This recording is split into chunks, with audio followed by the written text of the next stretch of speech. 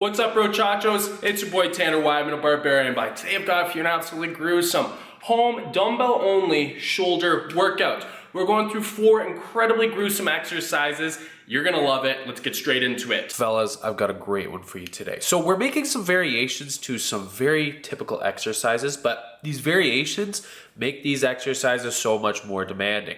I've been a guy who has always naturally had some really shitty shoulder, but by implementing these things, I've noticed an incredible amount of results. So we're kicking this thing off here with some good old dumbbell overhead presses. What I'm doing here that's so special is not locking out at the top.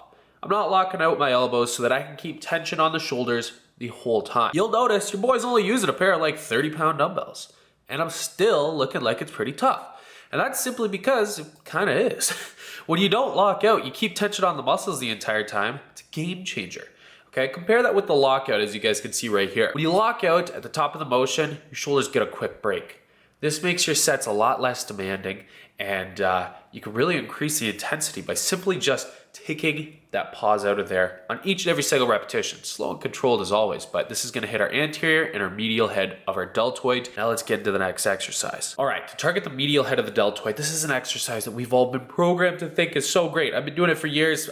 Medial head of my delts just never came up. Oh, it's genetics. It's not actually. So when you do it in this fully upright position right here, you're not actually hitting as much of the medial head of the deltoid as you possibly could. You're actually hitting a lot of the anterior head as well.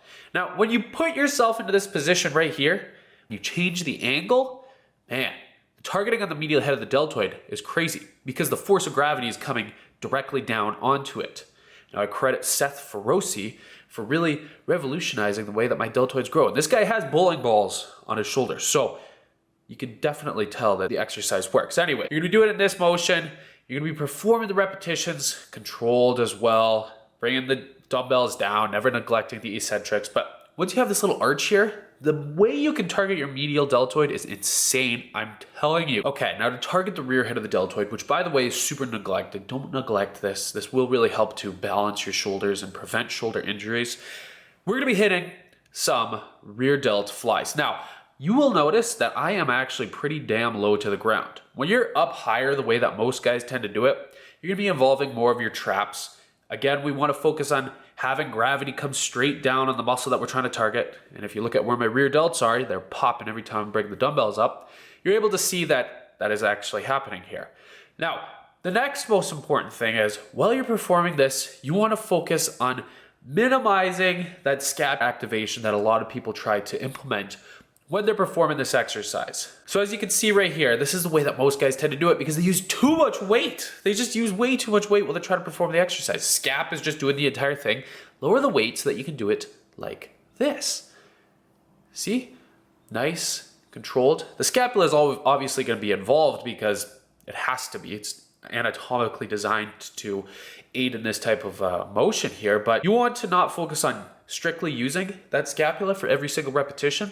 Rather, using the rear head of your deltoids. So all you have to do is simply lower the weight, and don't do this, man. You're not gonna be hitting your rear delts as best as you possibly can.